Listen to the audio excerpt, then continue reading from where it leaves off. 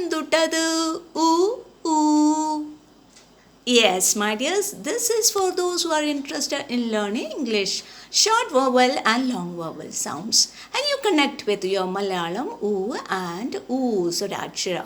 And you can see the different, the simple oo sound and oo sound is with a colon near to u.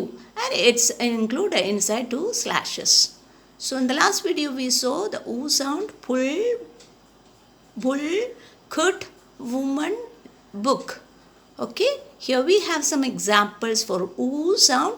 Fool, okay, shoe, fruit, smooth, crude, food. Okay, the spellings are a bit different, which make this oo sound. Sometimes double O makes oo sound. Sometimes OA combination makes oo sound. UI combo also makes oo sound. Double O combo, then sometimes U, okay, makes oo sound. Alright, thank you.